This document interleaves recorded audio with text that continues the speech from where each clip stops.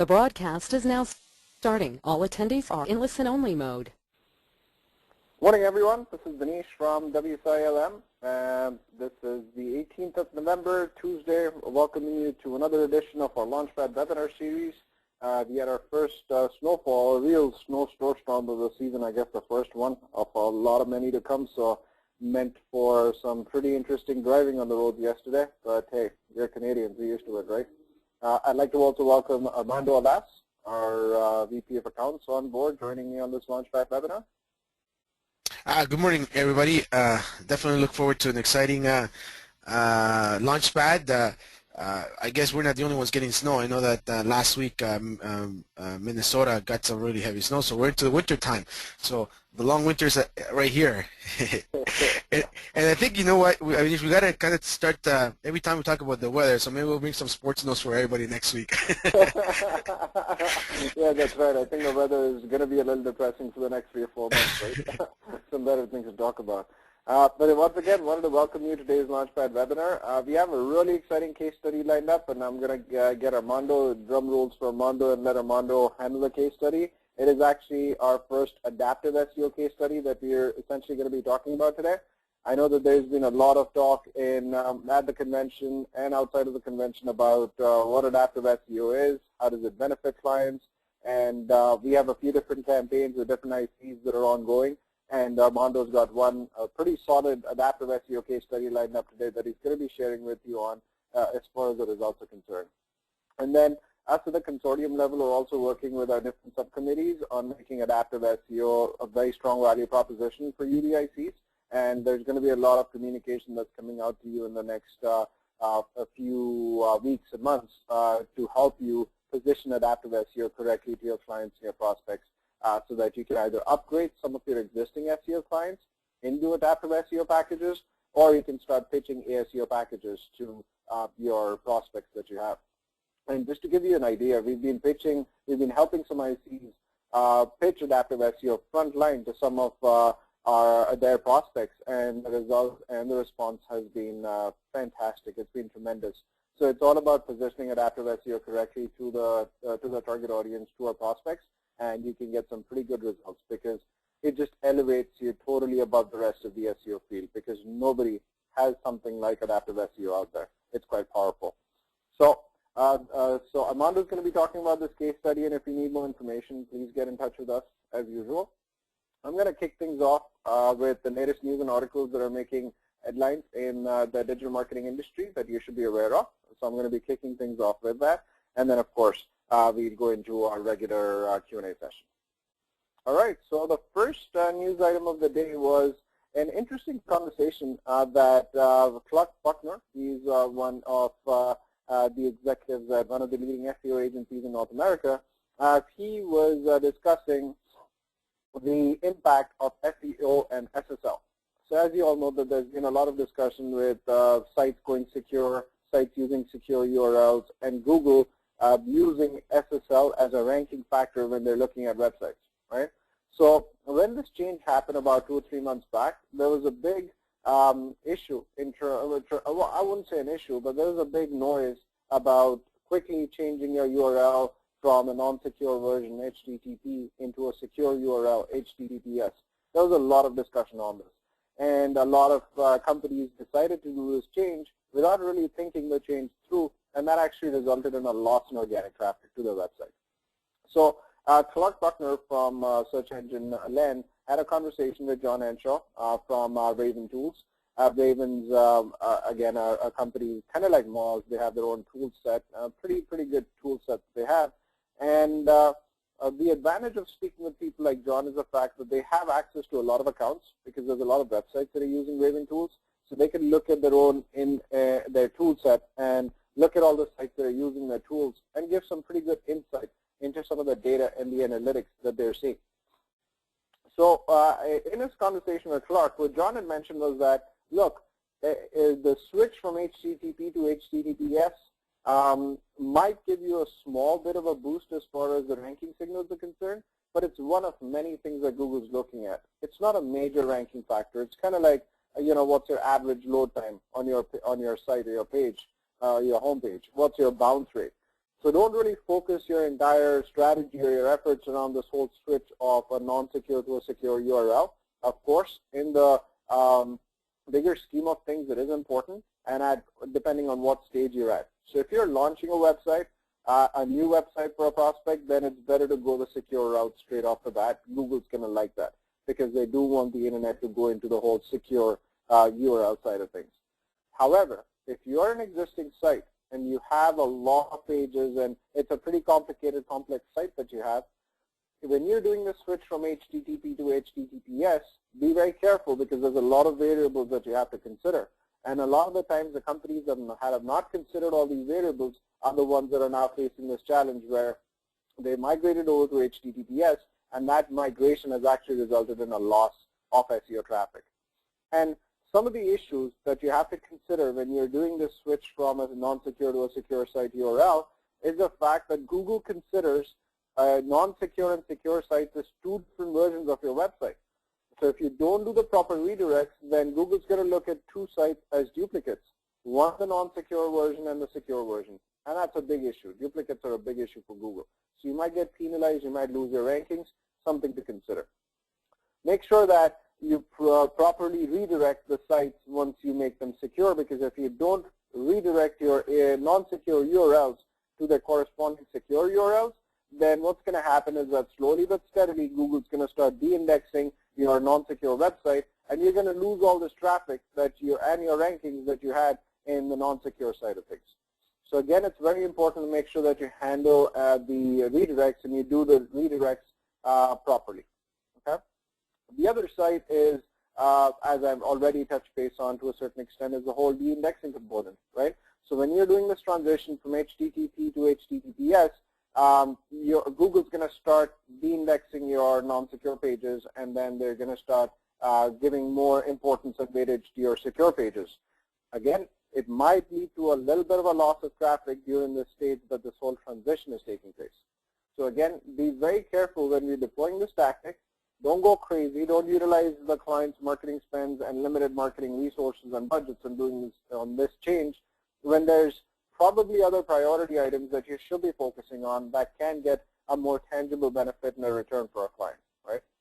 If you have a big site and you get a quote from a production center or supplier to do this whole switch for like, $1,000 or so, or 800 or 700, whatever the quote is. If you think that money is better spent in launching a quick PPC campaign for your client, get their phone to ring and get a couple of sales happen for them, that's a much more important marketing medium that you should be utilizing the spends for, as opposed to focusing on the HTTPS transfer. But of course, if you are launching a new website, it's always better to do secure URL. We did get a question here, so since it's related to the topic, I'm going to take this question right now itself.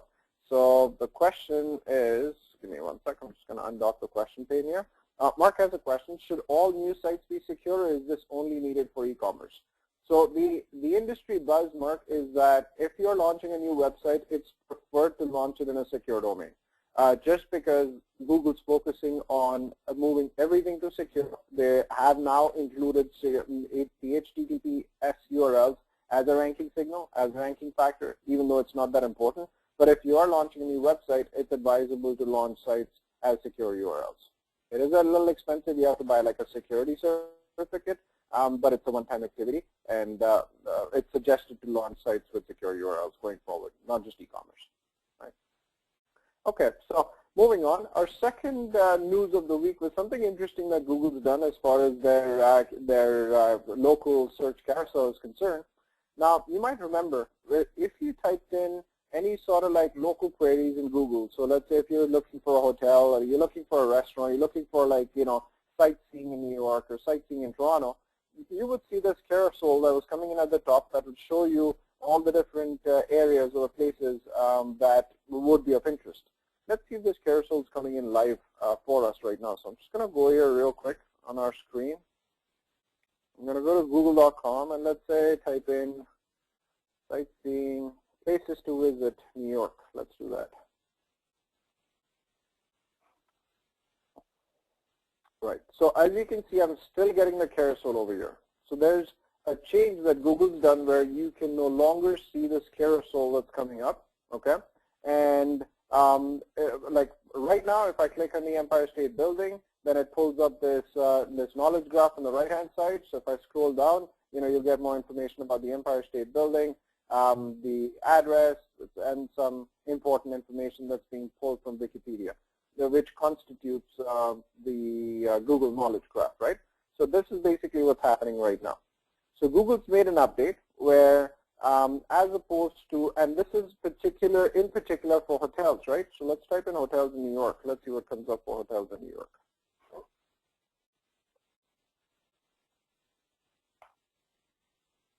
Okay, so as you can see, the carousel is gone, and that's what was my next slide that was all about. So so this was the first slide where you had the carousel when you type in for hotels, right? This is how you'd be originally getting the listings. You'd be getting this black carousel on the top, and when you type in hotels in New York, you'd be getting sort of like this carousel at the top that showcases all the hotels with, and they have a ranking formula for showing the rankings of the hotels. And then when you click on that, you basically see all these different booking options, and they'd be classified as ads, right? Now, all of this is actually happening right here in the actual Google search results itself. So the carousel has disappeared. You're not getting the black carousel at the top. Now you're actually getting the ads right in the actual search ranking pages itself. So here's a live example of this change. So I just typed in hotels in New York. As you can see, the black carousel at the top is gone. It's no longer there. However, what I am seeing is these sponsored ads. You see, all these sponsored ads that are coming in and taking up even more real estate right in the first page of Google. So you have your PPC ads that are coming up here that are shaded in yellow, and now you have the sponsored ads that are coming in over here that are running through Google Partner Affiliates, and again, Google's making money, right? And they do mention the fact that Google may be compensated by some of these providers who are showcasing their ads. So here you go. Real estate is becoming even more valuable. So I mean, look at this result here. And how competitive is this? Hotels in New York, you got the ads at the top. Then you have more ads. Then you have ads on the right-hand side. Then you have your local, right? So local still, a big, huge player in some of the localized searches. And then finally you have your, organic rankings, right? So again, why has Google made this change? I think it's pretty evident. They want to make money, right? So they're displaying the ads more prominently and taking up more of that organic space, pushing some of the local and the organic rankings down, and placing the ads a bit more, prominent, right? So Michael's talking about Michelle is talking about poor audio quality. Is somebody else experiencing poor audio quality? I just want to do a quick sound check here. Can everybody hear us loud and clear? A quick okay on the questions panel would be great. Nope. So everybody else seems to be okay. I think the issue is probably localized with you. So I would suggest that you just try logging off, logging on. Hopefully that's going to help. Great. Thanks for the responses, guys. All right. So the next change is kind of interesting what's happening in the industry, which is the latest website to dump Google syndicated ads on their actual portal. That's going to lead to a lot of loss of revenue for Google, and that is eBay. So as you might know, that eBay had essentially they were penalized quite aggressively and extensively by Google, and this happened about a couple of months back. We covered this news in our LaunchPad webinar, and the SEO penalty that was initiated by Google on eBay's website cost as much as $200 million in revenue for eBay, which was quite significant for them, and it hit them pretty hard as far as their financials are concerned. And the CFO, when they were reporting in their investor relations call, mentioned that fact, and they had to address it because the penalty was so severe and the revenue loss was so severe that it impacted them. So no prizes for guessing that. I mean, obviously this upset eBay quite extensively, and they started looking at another partner as far as their ads are concerned. Because when you're on eBay and you're searching for products, there is sponsored ads that are coming in your product searches as you're searching for the products and you're browsing through the rest of the website, which is also a significant revenue source for Google. So when eBay lost $200 million in revenue with this SEO penalty that was initiated by Google, that prompted eBay to reconsider its status as a Google search partner, right? And what they've recently done is that they've now tied up with Bing, and they're now showcasing Bing ads in their search results as opposed to Google, which is so almost like a coup for Bing to be associated with eBay, because this is going to basically boost up their search presence that much more. eBay obviously gets a lot of traffic, right? So here's a screenshot on the right-hand side where you can see on the mobile side of things. This is a screenshot taken from the service provider Verizon in an iPhone, and you can see that you have your sponsored ads that are coming in at the top, and these are all the new mobile ads that are being showcased by Bing within eBay's web property, right? And something to note is the fact that Bing's been having a lot of recent successes in increasing their search volume through some pretty strategic partnerships that they're doing. So now they have partnerships with some big names like Apple, Twitter, Amazon, Facebook, and rumor has it that Amazon's coming up with their own search engine, so they're going to be running their own ads in their own search engine, and that's going to put a dent into Google even more. And if you might remember Google's investor relations call for the quarter just ended, the PP, paid search revenue, has been going up, but it's been steadily declining. So there's only a 2% year-on-year or quarter-on-quarter increase in the latest investor relations call that took place. Something to think about, where Google's really struggling at this stage to try and see as to how they can keep up with that fantastic demand that they have, making them think of crazy ideas like putting balloons up in the sky and having internet penetration in areas where the internet wasn't there before. Just because they want to, having driverless cars so people can spend more time searching. All these crazy ideas just so that they can increase their search share, so that the revenue keeps coming in and keeps increasing, right? So definitely Bing is something that you need to keep in mind with all these partnerships. They're getting more and more important. And as we've mentioned, we're getting a lot of success with Bing PPC and at a much better cost per acquisition as compared to Google. All right, so the next news is about Facebook. So Facebook's launched a new Places directory. So if you go on a Facebook, you can basically search for things like people, places. So when you're on the main page, they're going to ask you to discover great places in every city. So you type in your city name. Once you type in a city name, you enter that specific location. Then you can select from a huge list of categories that they have over there. You can choose from restaurants, hotels, cafes, arts and entertainment, and it's pulling up a whole bunch of different things that you can look at if you're associated or interested in that query for the city.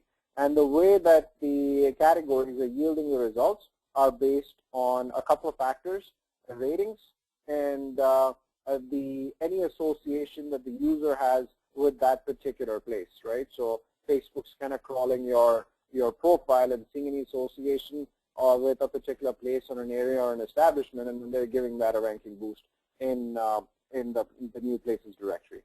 Something to definitely pay attention to, keep in mind, and most likely this is going to become a standard when it comes to the a local optimization tactic. The places directory is going to be another place we want to make sure that our client's listing is coming up appropriately and correctly.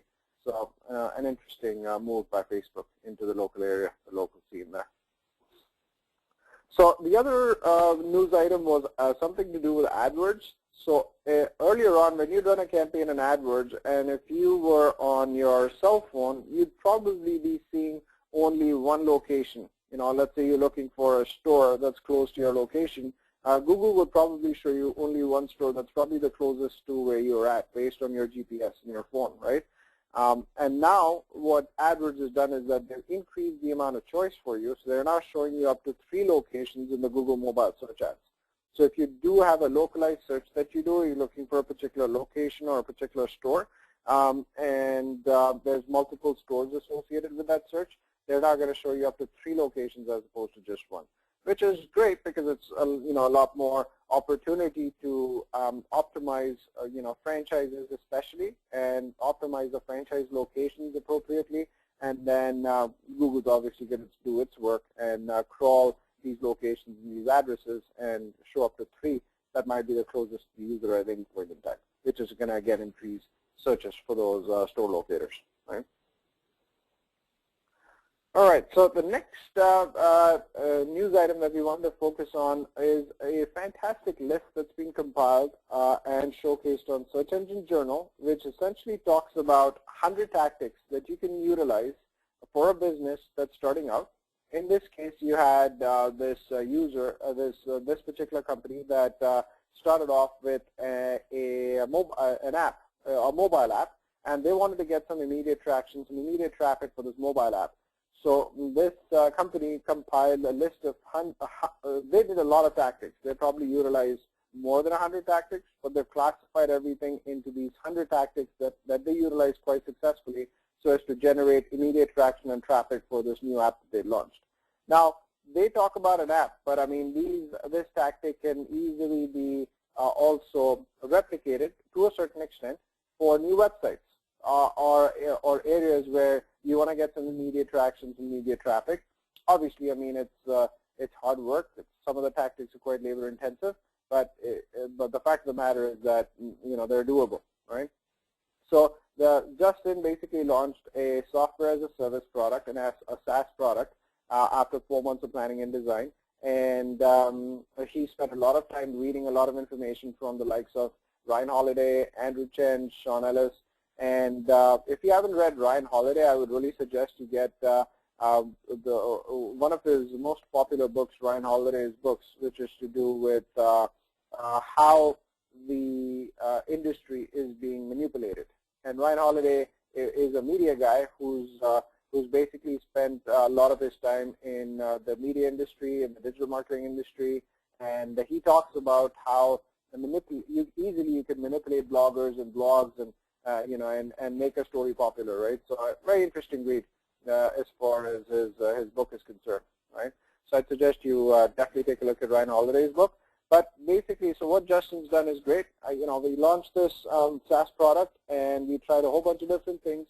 But here's the best ways to promote your product when you're starting out. And he classifies these activities in 5 different buckets. And the 5 buckets basically are acquisition, activation, retention, referral, and revenue. And then he basically lists out all of these activities that he's done at these 5 different stages.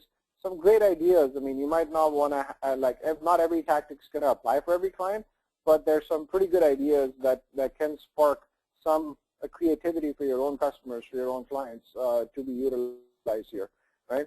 So, for example, I'm not going to cover the whole list for the sake of time, but I'm just going to go through a few of these tactics. Like on the acquisition stage, he talks about launching on a Tuesday because based on their the conversion funnels and their tests that they did, they saw that the best results were being engaged on a Tuesday, which scientifically makes sense. I mean, Monday everybody's catching up on their email, Tuesday they're a little bit lighter, and then the weekend people have priorities, right? Fridays people are gearing up for the weekend. They're not really paying attention to their email, right? Slide share commenting was a tactic that worked for him. Again, the Amazon book reviewing and commenting was a tactic that worked for him. Submit the app to award sites. That's a great way of getting some more traction for your product, for your site. Obviously using the thank you page. That's been talked about quite extensively with HubSpot as well, so to set up great thank you pages so you can reroute traffic back to your website. Talks about directories, etc., etc.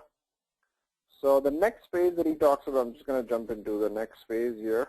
The next phase that he talks about is, sorry, I'm just going to go up here for a sec. Next phase is activation.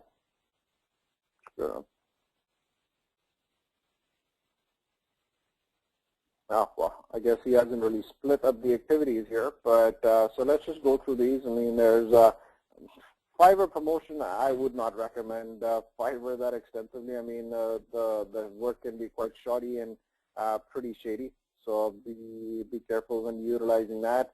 Pay for reviews, again, we have a different opinion on that because at the end of the day, if people find out that you really paid for reviews, you're putting your brand reputation there at risk. So I would not necessarily recommend that. PR, great. We are just working with another client right now for a Canada-centric PR strategy. PR is a great tactic to get some immediate traction for your product. daily deal sites. If that is something that is applicable to your industry, then this is a great way to get some immediate traction. Guest blogging, always good. Conversion and A/B testing, of course. So as you can see, a lot of these tactics, are things that we already know, but it's nice to sort of have all of these tactics classified in one page in one article, so that this way we can just kind of browse through these tactics and see what kind of makes sense for us, for our product, for our clients' products, so that we can potentially be deploying straight off the bat and get some immediate traction as far as our results are concerned, right? Let's split it up. So here's the activation growth hacks, make your sign up easy, send out a personalized email, right? Things like that. Retention tactics, report and positive stats, keep emailing your people. Email marketing is the most important thing that you can do for retention. So make sure that you have some sort of an email marketing automation tactic in play so as to make sure that your retention rate is high.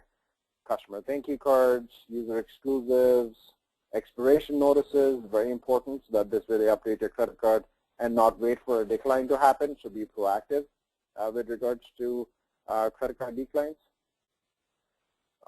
Revenue growth hacks, downsell at the cancellation. So if somebody's canceling, and again, Neil Patel does this really well, if you actually try and cancel and not subscribe to one of the products that he's selling for, I think the original price is $200. As soon as you leave the store or leave his site, he discounts the price almost down to like $70 when you're not ready to purchase or ready to buy, right? And I'm sure that tactic works quite well for him, which essentially, because I know stuff like this spreads, that probably was the original price that he wanted to sell at, and just because of the fact that he's positioned it like that, I'm sure there's a lot more people wanting to buy it because they just use the same tactics, the same path, and they think they're getting a deal because there's a $250 product. When you leave the shopping cart and you abandon it, you're getting an offer for buying the same thing at $70.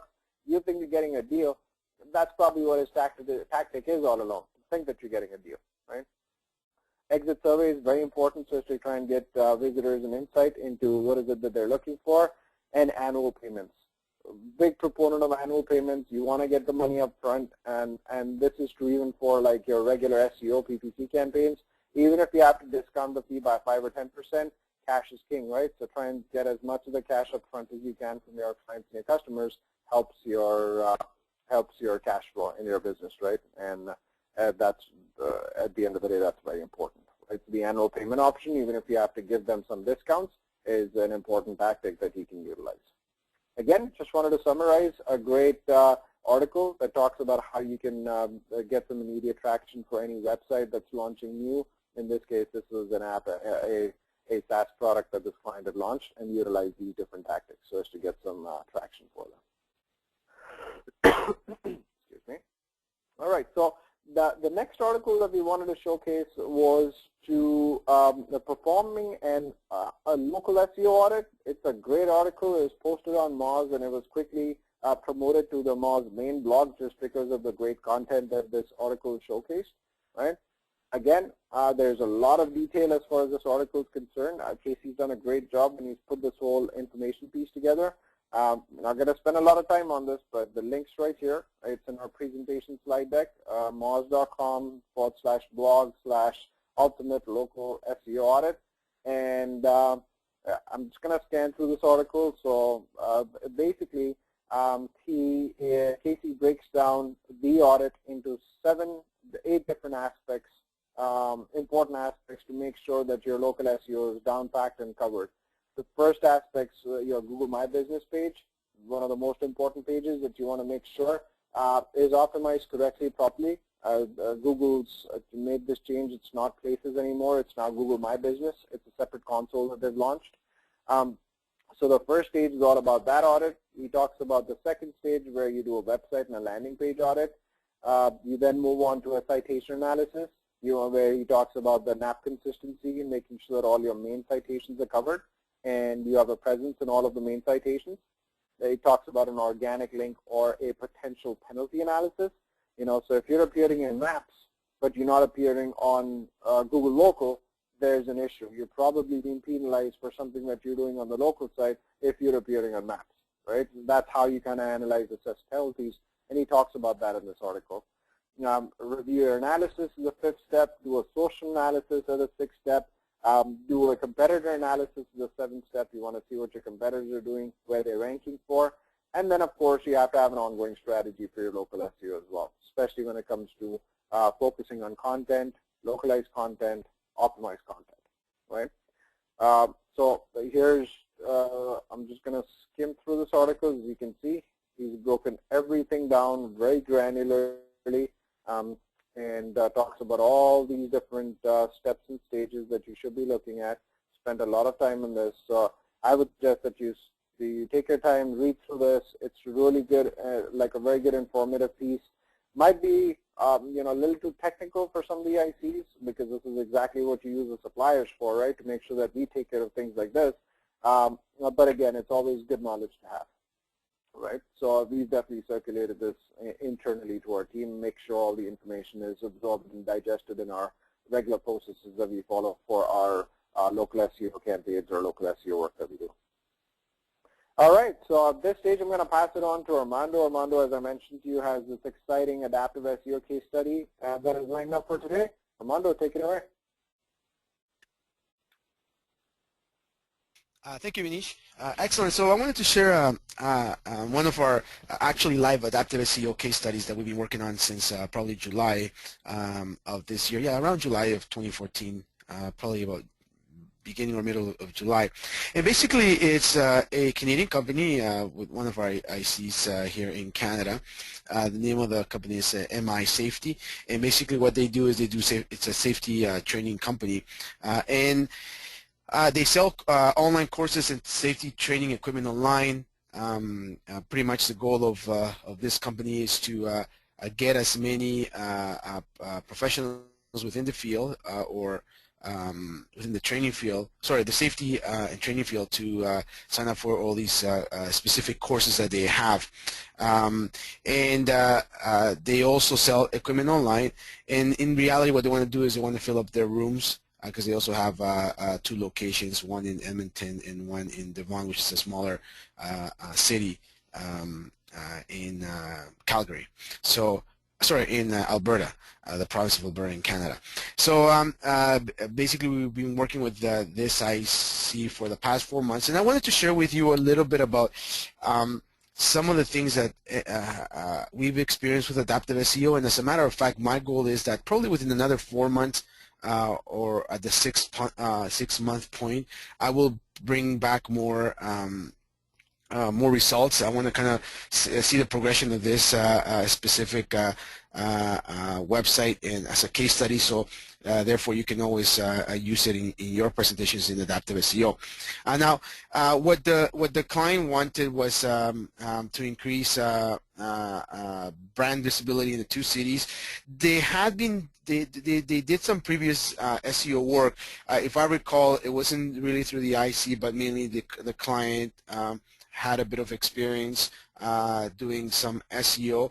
But as you know, sometimes when people that are not professionals or are not proficient or it's not their core expertise they start reading up a little bit of SEO. Sometimes it becomes a bit of a spaghetti afterwards because you have all these different things that are happening on the site that can be contradictory. So this client did do a bit of SEO, but again, it was a bit of outdated traditional SEO. There were long descriptions on the meta content, long title tags. He was focusing probably on about 5 keywords, 6 keywords per page. So it was a lot of things that we kind of needed to go in there and basically work with them. The goal was they wanted to increase admissions or enrollment in their online courses. That's their primary business. That's where they make the highest level of revenue. And obviously they do have an e-commerce component, which is they also have I guess parts or a training equipment component that they could sell online. This is secondary. Okay. So basically, we started with them with an adaptive SEO silver package, which is designed for 10 specific keywords. And we, in our strategy, we actually develop some of those keywords for Edmonton and Devon to make sure that we're focusing on ideally 1 keyword per page, one keyword, one geo-target per page, and that way you can get the best out of the adaptive SEO program. Now, what were some of the challenges that we were faced with when we were began working with this client? First of all, they definitely needed a bit of work on the website itself. The homepage was a bit of a mess. Their navigation structure, if you look at the top, you can see that their navigation, it goes into pretty much 3 rows. So it was very unclear. There were too many options. It wasn't organized, and that was one of the things that we kind of needed to clean up. In addition, they had these different banner slider with products underneath. There was actual no real content on the homepage. It was just products that were being populated by the I think they're using an e-commerce module, and there was no content, so we needed to definitely focus on that. And what we wanted to do is when people came to the homepage, try to streamline them and get them to do what we wanted them to do, direct the user to the specific areas that we wanted to get them to go to. So that's one of the things that we worked with the IC and created a much better user experience. The other thing that we actually encountered was duplicate content.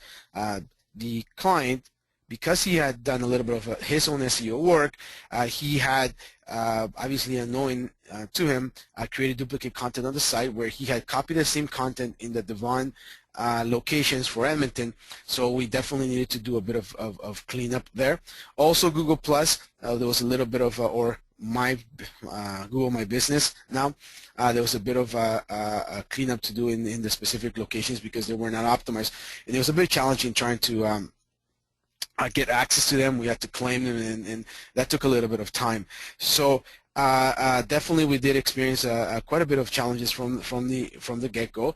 And the other thing is the technical SEO components. This is one thing that anybody out there that is really focusing on adaptive SEO, make sure, and it's one of the lessons learned, that when you are pitching adaptive SEO, that you have taken a look at the client's existing website and try to identify if their website is also technically inclined for adaptive SEO, because as you know, adaptive SEO does have specific technical components that are part of the deliverables, and we want to make sure that we can add them to the website.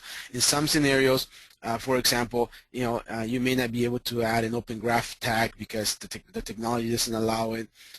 We may not be able to add schema optimization because the technology doesn't allow it. So one of the things that I do recommend, one of the recommendations is that before you look at an adaptive SEO and you want to really pitch it to a client, just try to review the website, and if possible connect with a supplier so they can do a bit of a review of the website. So that way when you're selling, you actually can deliver on what you sold. It's pretty tough to say, well, I'm going to sell you an adaptive SEO, but you can only accomplish 80% of the technical SEO component because of the website. So just a word of advice.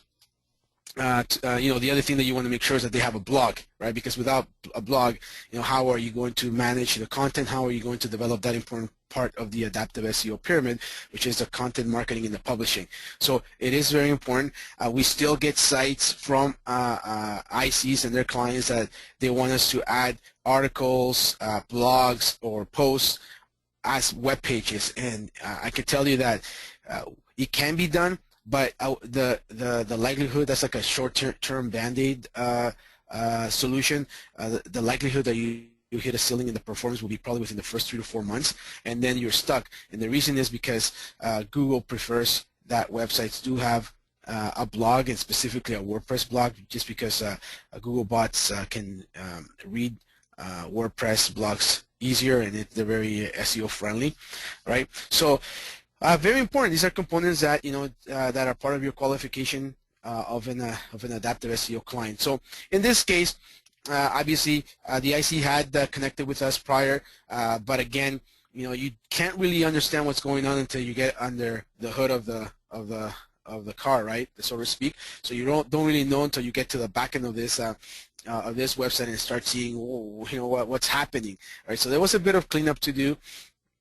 And working with the client, making sure that everything we could work together, and some of it took a little bit longer just because of the technical components, and I would imagine there would have we known this in advance, things would have been recommended differently.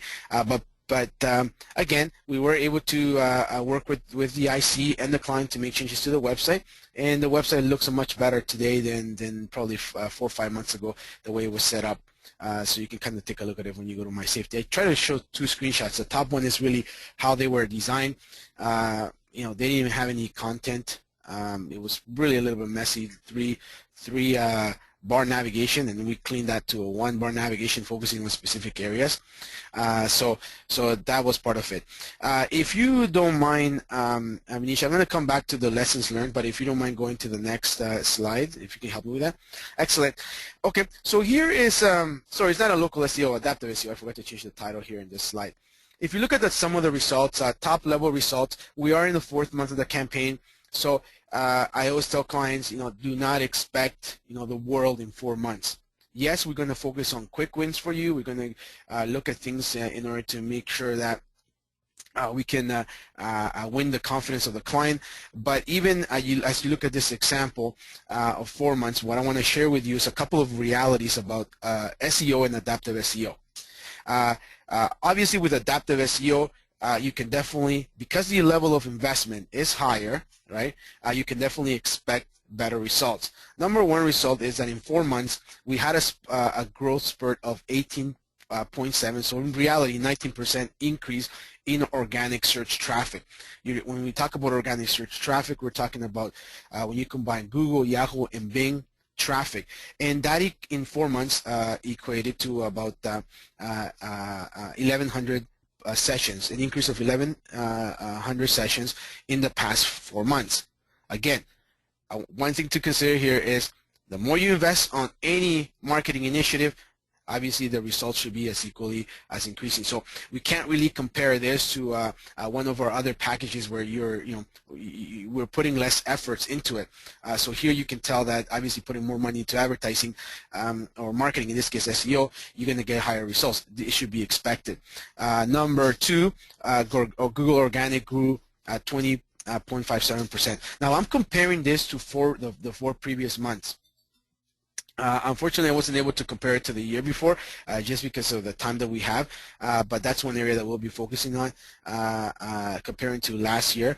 But just comparing to the 4 months previous, so from July and then looking at February to June, which is the 4 previous months, they had a 21% increase in Google Organic, which equals 1,200 sessions more coming just from Google Organic, right? So right away you can tell that there's been a big lift in traffic just by the cleanup, the technical SEO implementation, meta content implementation, a bit of the content marketing that we've been doing with the client. So that just shows that obviously adaptive SEO can work, right? Now, when we look at the keywords results and the keyword ranking, that's a little bit of a different story, but it also tells us a couple of things.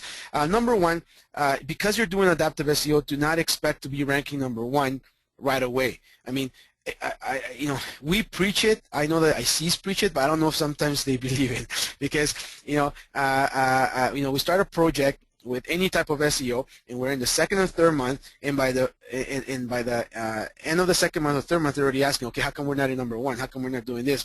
And I understand that it's pressure that you're getting from the client, but you have to definitely educate them that SEO takes time. It's not a miracle solution. If you want a miracle solution, that you're going to get results right away, well, that's why we have paid search, but SEO does take time. So if you look at the rankings here, the progression hasn't been really high. For example, for the geo-target Edmonton, the keyword H2S Alive Edmonton, when we started, they were ranking 13. Organically, now they're in 11, so we're still not in the first page. However, when we look at Google Places, they're showing up on 3rd spot versus 8. So that's a good increase when you're looking at locally, and these companies are locally, and this is for Edmonton. When you're looking at First Aid Training Edmonton, in 4 months, we were in the 7th page of results. Now we're in the 6th page. We kind of jumped 12 places. When you're looking at First Aid Courses Edmonton, pretty much similar thing, 8th page. Now we're in the 7th page. So when you look at Safety Courses Edmonton, we were in the 39th page. right? Sorry, in the 30th and third page results. Sorry, and now we're in the second page, and now we're coming up in Google Places, right? And the same thing you will see that in Devon, because it's a smaller location, less competition, it's been a little bit faster, the results, right? So again, I also realize that even though we've moved not a lot in regards to probably about 10-12 spots on average, we've got generated 18.7 or 19% more increase in organic traffic. Okay, so sometimes just moving from one page to another, you can still see the lift. So these are some of the things that I kind of wanted to share in regards to the keyword rankings, that it does take time. And I will tell you that from our experience, typically month 5 and 6 is where you start kind of starting to see the jump. That's why I'm looking forward to sharing with you, if everything goes well in the 6th month of this campaign, to see how they're doing. But sometimes, we have ICs that their clients get very antsy, and by the 3rd month they're like, oh, I'm not seeing results, I'm not seeing results, and they put a lot of pressure for results. And then when they quit the 4th month, that's when they start seeing the results, and it was because of all the work that was done previously. So word to the wise, do not engage a client unless they're looking at making a minimum 6-month to 12-month commitment. Like Vinisha just mentioned, annual commitment is the best, because that way you have plenty of time, and if you are properly able to educate and sell the client on the vision of a 12-month program, it's easier for you to manage the client long term. And a lot of this has to do with education and looking at the quick wins. So this is just looking at the growth in the past 4 months, both organically. Organically. The other key thing that we're going to be doing now is kind of starting to look at conversions and managing that scenario, so we can start tracking that as well. And really focusing on that, because up till month 4, we're still trying to finish some of the technical SEO components. Vinisha, if you don't mind going back, just want to. So what were the lessons learned on this ASEO strategy? Number 1, I think that you have to make sure that the website is ASEO ready. So I recommend a preliminary review of the website. You can definitely connect with the PC to give you some advice. Obviously, you can't be giving free consulting, because everybody wants free consulting. But at the same time, just if you can give them access to their analytics, Google Webmaster Tools if they have one, and also access to their website CMS, just to have a review of it. Because I can tell you that although we may be, with technology such as WordPress, even Joomla, I mean, they're pretty much standard technologies. Programmers code differently. They set up things differently. So it's very important that we look at the technology component to see if they can handle the technical adaptive SEO component, which is an important component of the strategy. Another key thing is be prepared as an IC to be involved in the project. Adaptive SEO is a higher level package, a higher level service, so that means that you as an IC have to be a bit more involved in your normal SEO projects. Obviously, that's why the client is paying you more. That's why you're probably making more money on every new account. So be prepared to be involved in the project, specifically for the first 3 months. They're very critical to get things going, to put the right foundation, and because obviously you are the point of contact with the production center, it's very important that that we do that. That you actually make yourself committed to the project for the first few months, and also get the commitment from your client that they will also be involved in providing you with feedback, even from the aspect of keyword research and analysis, all the way to content marketing, all the way to making any implementation that they have to do on the website, should they choose to do it themselves. And again, manage clients' expectations. Don't promise, don't overpromise. It's better to always over-deliver, under-promise and over-deliver, right? So those are some of the things that we've been able to gain and learn from this case study. But it's a great case study, and if anybody would like to have a copy, feel free to, or have any questions, let us know. Avinish? Awesome. That's great, Armando. Thank you so much. I know that there was a lot of discussion in the network in our LaunchPad webinar, our ICs, and also outside of the network to get some case studies happening for adaptive SEO. So I think this is definitely a great case study. Plus, we have some more coming up because we got a few different ASEO campaigns that are in the pipe right now. So I'm pretty sure we'll be coming up with some other great case studies that we want to share with you. Excellent. So just moving ahead, I'm gonna basically take some questions right now. I know that we addressed a couple of questions right in the beginning. Mark had a question related to the Facebook directory. So his question is, must a restaurant on Facebook sign up to be in the directory, or is it automatic? Normally, if everything is done correctly, Mark, it should be automatic. But I do know that the Facebook directory is facing a lot of challenges. No pun intended, Facebook facing. But they seem to be making some fixes. Again, it's a new area, a new avenue, a new territory for them. So I know that there's quite a few bugs since they've launched this. They're investigating it, but normally if the restaurant's set up, it should be automatic. It should be coming up. Again, the order in which it comes up is based on the ratings as well as the user preferences, right? Mark has another question with regards to ASEO. When on the silver plan, when do the 10 keywords rank well? When the actual 10 keywords rank well, do you start to work on more keywords, or must they upgrade to a gold plan? Great question, Mark. And you know, different suppliers have different take as far as this handle this question differently.